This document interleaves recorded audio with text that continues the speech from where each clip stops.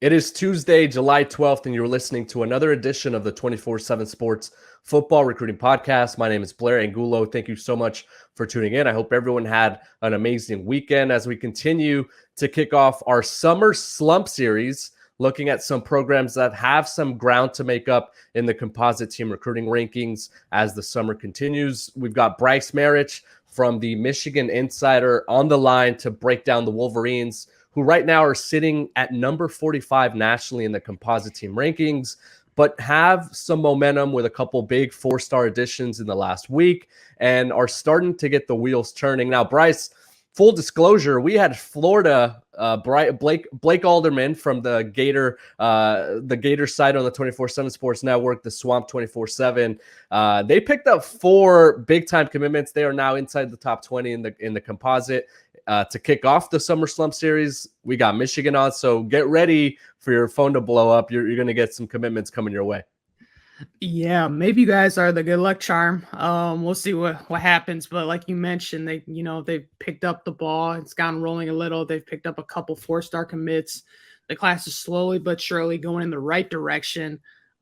Something that probably a lot of fans weren't expecting coming off a Big Ten championship and a college football playoff appearance. But a lot has happened in between since then too. Yeah, I wanted to get into that before we start to look ahead to the summer and kind of what they want to do ahead of the season.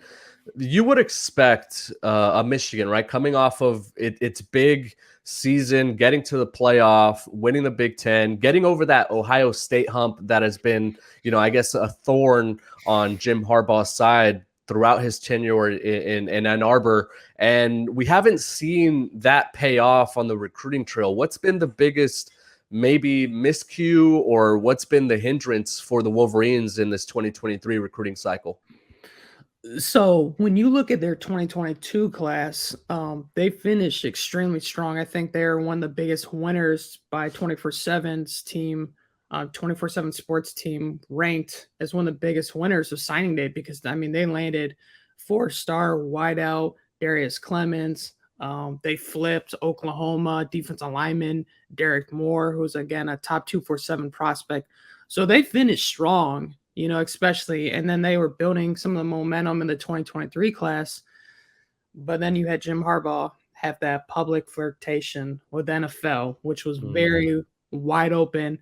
And that gave a lot of ammo to a lot of different schools, a lot of different programs where it was public, it was out there. Michigan didn't hide it. Jim Harbaugh didn't try to hide it. So that was one thing that happened. The second thing I would say is, you lose Josh Gaddis to Miami, who was a big recruiting asset for them. And then on top of that, you lose your other coordinator, Mike McDonald, to the NFL. So now on top of Jim Harbaugh having this flirtation with the NFL, you're trying to replace both your coordinators who are, one won the Broyles Award for top assistant coach in the nation, and the other looked like he could be in the running for that too. So that was also a huge, thorn or something that really hurt them. And I would say the third thing right now is NIL. NIL is not helping Michigan at this process. I know different schools, different programs have different approaches to it.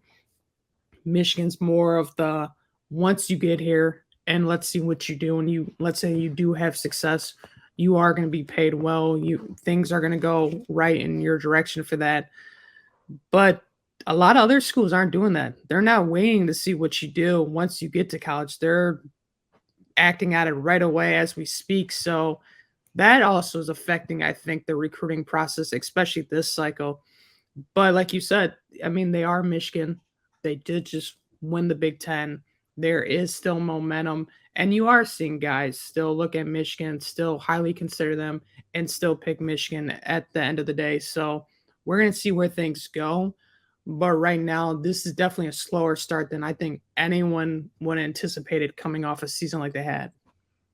Yeah, I think you look up and down the composite team recruiting rankings, and that's one of the teams that stands out when you start to scroll down the page, because you would expect Michigan, especially this later in the cycle, right? We are in mid-July now, and this is an accelerated pace. We're 6 months away from players being able to put pen to paper, we're no longer, a year away from a lot of these recruits signing. So it is becoming crunch time. Official visits have been taking place.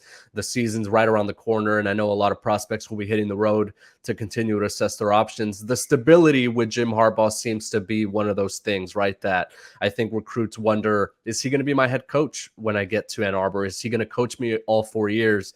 If I go there, will the development be there? One thing that I think would be in a way helpful for Michigan is the transfer portal, right? I think it is one of those areas where you can go and there is no risk with Jim Harbaugh if he does leave, because you can still enter the portal if he does. And even if you're in the portal now and you want to go and make a name for yourself and maybe develop, I think Michigan's one of those options that becomes really attractive. So I'm going to be looking at that later in the cycle as well to see if there's potential fits there for the Wolverines.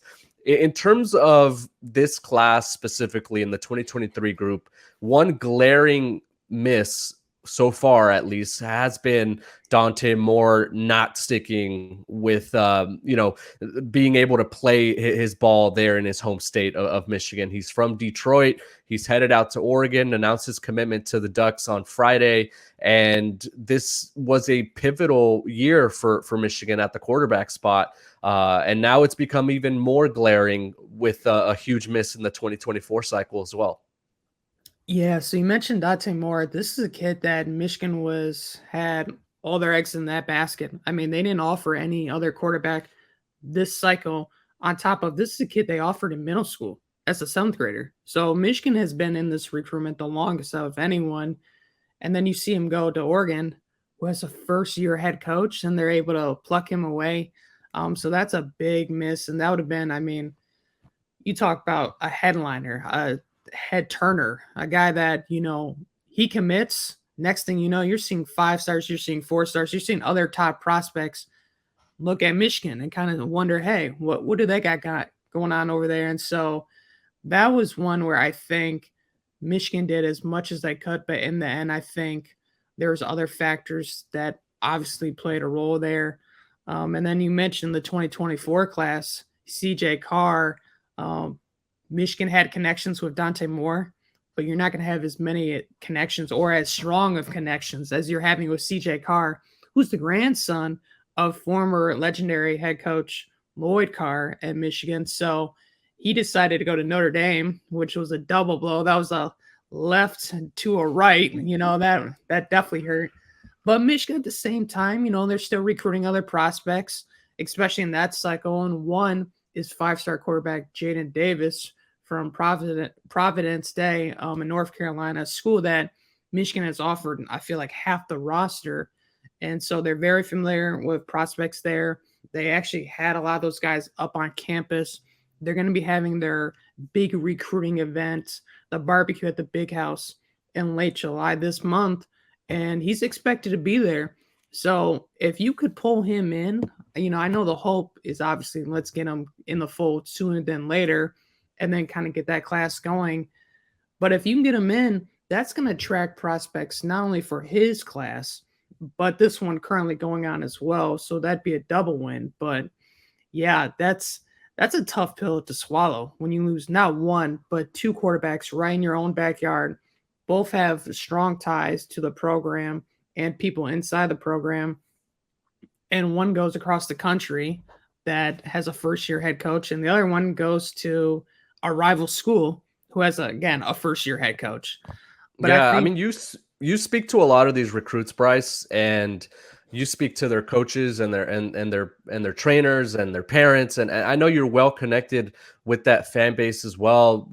In regards to the quarterback spot specifically, is there any sort of maybe hesitation from recruits when they look at that, and because there's been some question marks about quarterback development at Michigan specifically. I know Cade McNamara has, done a fair enough job. But even then, he hasn't been able to be like that full-time trusted guy. I know he's been splitting reps as well. Yeah. So you mentioned Cade, who's coming off a Big Ten championship season. But if you look at his stats, they probably resonate with someone like a CJ Stroud or one of the top quarterbacks in the country, and but then you have a 5-star quarterback behind him in JJ McCarthy, who the fans are craving to see more of. And so I think that's an ongoing battle. Plus, again, you're trying to get a high top end quarterback in, but you have a JJ McCarthy still there who's got a couple years of eligibility and he's not planning on leaving anytime soon. So that also could hinder some of their recruiting process with some of the other top guys they're looking at. But yeah, I've talked about this on our podcast with our team on the Michigan Insider, but I feel like you kind of have to take quarterback every cycle. And like you said, it might be through the transfer portal, which Jim Harbaugh has shown he's willing to go and get a guy like a Jake Rudock or John O'Corn. That's not to say they're going to work out, or Shea Patterson, but that's something Michigan's willing to do. We're going to see if that happens this cycle. But in terms of trying to find a quarterback, when the top end guys, a lot of the guys have committed, at this time as well in the 2023 class. So we'll see where they turn, but I wouldn't be shocked if they looked at the transfer portal. Yeah, it's going to be interesting to see what Michigan does. And you guys have a podcast as well, Bryce. Tell us a little bit more about where people can find your work. Yeah, so the Michigan Recruiting Insider podcast, that's on every streaming platform out there. We do once a week, and we're going to be having one coming up here talking about the newest commitments that they recently got and some of the stuff they've had going on. I know we recently touched on Raylan Wilson, who was their top prospect in the class that decommitted, and he actually recently committed to Georgia. So we talked about him. We've talked about NIL and if that's affecting Michigan and the impact it's playing. Dante Moore, who we just recently touched on, and him going elsewhere. So there's a lot happening in that podcast. I mean, we even talked about grilling and the 4th of July, how good our grilling skills were. So we got everything on the podcast. Well, how about this? How about this segue, Bryce? You mentioned grilling. You mentioned, the barbecues. Let's get into the barbecue at the Big House, Michigan's big recruiting event to, I guess, put a cherry on top right at the summer recruiting period, heading into the fall camp, heading into the concentration on the football field. You mentioned, Jaden Davis being one of the expected visitors. How important will this recruiting event be? And is it more about establishing relationships in the 2024 cycle and 2025, or is it about putting kind of a bow on some of the bigger profile prospects in the 2023 class? I think it's a little of both. I know Michigan's they've laid down the foundation for a lot of those guys in the 2023 class, and they've been in a lot of top groups, and we've seen a lot of guys announce on 24/7 Sports their announcements and have Michigan in that top group, but go elsewhere. And so I think at this point, you need to see Michigan start having guys pick them, and you need to see these guys pick Michigan. I think this is an event where, you're around people. It's very easygoing, relaxing.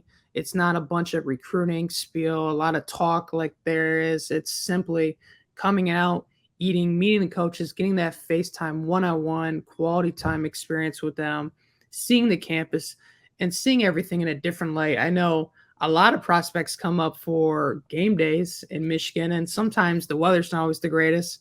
You're coming up in late July, the weather's usually pretty nice. So that's a attractive, looking thing at Michigan. But yeah, I think when it comes for the guys in the later classes, you want to, like I said, build more of that foundation, get those relationships going, and hopefully get them back up to campus and see where things go from there. Yeah. What's on the menu? Do you know? I'm assuming good barbecue, I would hope. Hopefully some mac and cheese, maybe some greens, maybe a little cornbread there on the side. So I know every time they've had this event, it started back with Rich Rod. This is one of the things Rich Rod started, and it's still been going on for Michigan. The food has always been one of the headliners, one of the top most talked about things coming out of it. So we'll see what they have. Yeah, I was curious. I'm just curious if you've seen photos. We see recruits tweet out photos of their spread and maybe what they picked up on the barbecue line. Yeah, I mean, I don't know if Chef Ramsay's gonna be there or anything like that, but I'm assuming it's gonna be pretty good food. So yeah, we'll see what they say. Yeah, that's going to be interesting to track.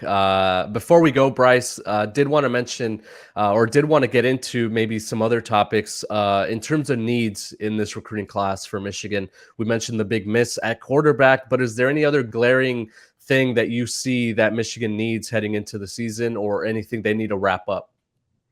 I think one of the biggest things, you can never have too many defensive linemen and you can never have too many offensive linemen, especially elite ones at that.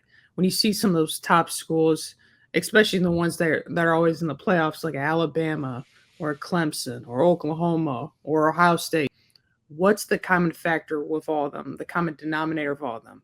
It's elite play in the trenches. And I think Michigan, they've done a really good job recruiting on both sides of the ball there, but they need to continue that if they expect to make it back to the playoffs, expect to make it, past Ohio State. And that was one of the biggest things we saw for them beating Ohio State was that offensive line play and just pounding the ball down their throat. That's one area they need to address, the offensive line, the defense line. You've seen some help there this past week, getting a 4-star on both sides of the ball. And so things that obviously are going the right direction. But those are two areas I know they want to restock the cupboards and keep it looking full and, looking good.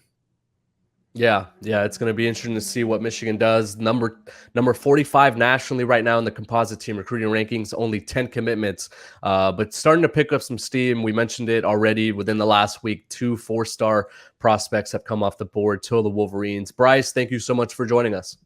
Appreciate the time, guys. Thanks. All right, that is Bryce Marich of the Michigan Insider. Remember, you could check out all his work over at themichiganinsider.com, the Michigan Wolverines site on the 24/7 Sports Network. For Bryce and our producer, Lance Glynn, I am Blair Angulo. Thank you so much for listening to this summer Slump Series edition of the 24/7 Sports Football Recruiting Podcast.